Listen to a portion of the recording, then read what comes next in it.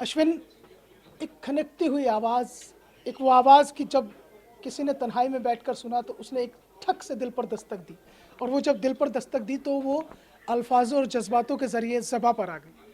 बिल्कुल, आपने सही कहा। कभी-कभी मैं अपनी ही बात बताता हूँ कि मेट्रो से सफ़र करते समय या अपने गाँव अमेठी जाते वक़्त तो कई बार ऐसे मोमेंट होते हैं जब परिवार की बहुत याद आती है, ख़ास करके बड़े भाई और बहनों की। तो उनके गज़लें सुन के ऐसा लगता था कि हम बहुत करीब पा रहे हैं।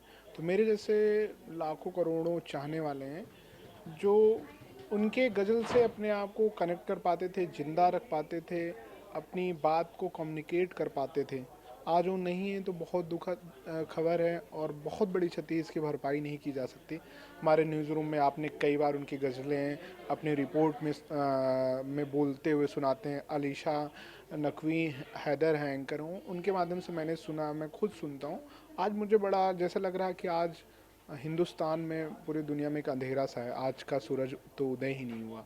ख़ास ऐसा तौर से गज़ल की दुनिया में अगर बात करें, और इस तरह से जो मौसीकी और अदायगी और नफासत और नज़ाकत को लेकर जो एक समागम होता था गज़ल का, उसमें कहीं ना कहीं अंधेरा छा गया है। बिल्कुल सही बात आपने कहा। 1972 में उनको पहली फिल्म मिली कामना, उसमें वो सफल नहीं हुए। फिर उनका खुद का एल्बम 1980 में आता आहट। उसके बाद उनको जो प्रसिद्धि मिली उसके बाद वो पीछे मुड़ के नहीं देखे।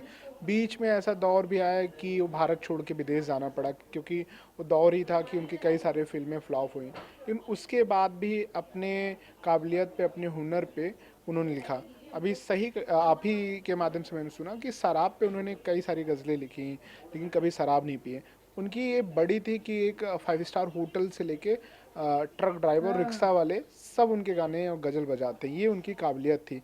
तो आप आम इंसान से लेके और खास आम तक। हवाई जहाज़ का सफ़र करने वाले तक के दिल में अगर जब जगह बनाते हैं तो ये सबसे बड़ी आपकी उपलब्धि है। ये सबसे बड़ा आपका पुरस्कार है, ये सबसे बड़ा आपके लिए पूरी दुनिया की एक सबसे बड़ी कमाई है। वरना आपके किसी एल्बम से चिट्ठी आई, ए वतन जो भारत चाइना का युद्ध चल रहा था उस समय उन्होंने कंपोज किया था बिना किसी की मदद से, लता दीदी वो गाना गाई थी। तो बहुत अद्भुत मोमेंट है। अब शायद हमारे बीच तो नहीं है, लेकिन उनकी गज़लें, उनके लिखावटी जो वो हमको प्रेरित करेगी और आगे हमारे बहुत सारे अभी भी काम आते हैं और आगे भी काम आएंगे। बिल्कुल। और ये बात